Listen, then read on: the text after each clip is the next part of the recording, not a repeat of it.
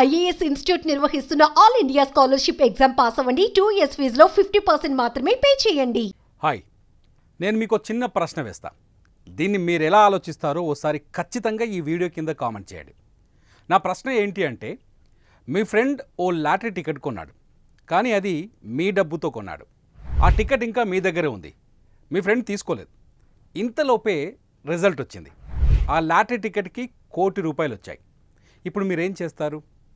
ఆ lottery ticket మీ ఫ్రెండ్కి ఇచ్చి కంగ్రాచ్యులేషన్స్ అని చెప్తారా, లేదంటే ఆ ₹1 కోటి మీరే తీసుకుంటారా? చెప్పండి. తెలివైనోడు ఎవడైనా ఏమంటాడంటే, ఆ లాటరీ టికెట్ నేనే తీసుకుంటాను అని చెబుతారు. లేదు, నా ఫ్రెండ్కే ఇస్తాను అనేవాడు తెలివి తక్కువ వాడు అని చెప్తారు. కానీ మీరిక్కడ ఓ లాజిక్ మర్చిపోతున్నారు. ₹1 కోటి నేనే తీసుకుంటా అనేవాళ్ళు స్వార్థపరులు. ఫ్రెండ్కి ఫోన్ చేసి ఆ టికెట్ ఇచ్చేస్తా అనేవాళ్ళు నిజాయితీ పరులు. అబద్ధమా?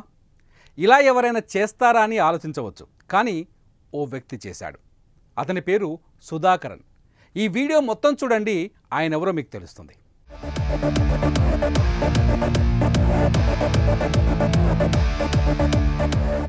సుధాకరన్ కథ తెలుసుకోవాలి అంటే కేరళలోని కన్హన్ ఘాట్కు వెళ్ళాలి. అక్కడ సుధాకరన్కు ఓ చిన్న కిరాణా కొట్టు ఉంటుంది.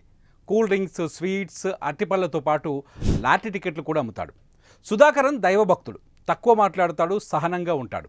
పెద్దగా చదువుకోలేదు, ఉన్న దాంట్లో హ్యాపీగా ఉండాలనే మనస్తత్వం. ఓ రోజు అశోకన్ అనే వ్యక్తి సుధాకరన్కి ఫోన్ చేసి, బ్రదర్, నా కోసం ఓ 10 లాటరీ టికెట్లు తీసి పెట్టవా, వచ్చాక డబ్బులు ఇస్తాను అన్నాడు. సరే అని ఫోన్ పెట్టేసిన సుధాకరన్ అశోకన్ కోసం 10 లాటరీ టికెట్లు తీసి పక్కన పెట్టి మిగతావన్నీ అమ్మేశాడు. Ashokan regular customer. రెండో రోజు ఆ లాటరీ రిజల్ట్ వచ్చింది. ప్రైజ్ మనీ ఏ నెంబర్కి వచ్చిందో తెలుసా?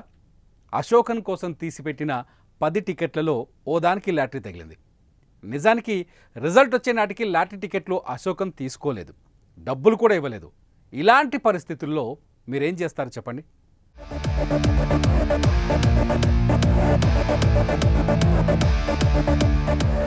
అశోకన్ డబ్బులు ఇవ్వలేదు కాబట్టి లాటరీ టికెట్ సుధాకర్కే చెందుతుంది అంటాం కదా.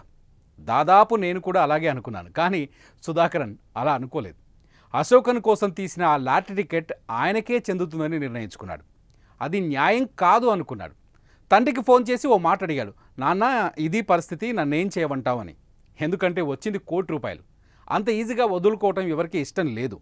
సుధాకరన్ తండ్రి కూడా అదే మాట చెప్పాడు. టికెట్ అశోకన్ది, గెలిచిన డబ్బు కూడా అశోకన్కే చెందుతుంది కదా, అతనికి ఫోన్ చేసి చెప్పేసే అన్నాడు. ఏమాత్రం బాధపడకుండా అశోకన్కి ఫోన్ చేసి కంగ్రాచ్యులేషన్స్ చెప్పాడు సుధాకరన్.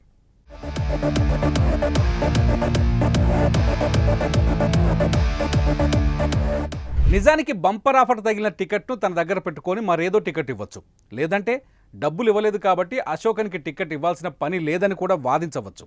కానీ సుధాకరన్ అలా చేయలేదు, అలా ఆలోచించలేదు. పరుల సొమ్ము పాము వంటిది అని, అతని అదృష్టం అతనిదే అని బలంగా నమ్మాడు. సుధాకరన్ నిజంగా ఎంత గొప్పవాడో అర్థం చేసుకోండి. అంత డబ్బు కళ్ళ ముందుకు వచ్చినా కూడా మనసులో ఆవగింజంత దురాశ అతనిలో పుట్టలేదు. మనమైతే ఖచ్చితంగా అలా చేయం.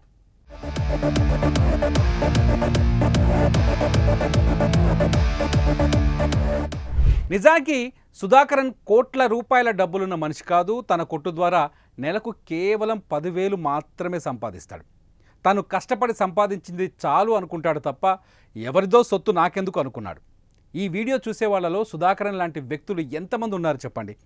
సినిమాల్లో హీరోలు తప్ప మీ లైఫ్లో ఇలాంటి వ్యక్తులు ఎవరైనా మీకు ఎదురు పడ్డారా? కష్టం. అందుకే ఎక్కడో కేరళలో జరిగిన సుధాకరన్ కథను మనం ఇక్కడ వింటున్నాం.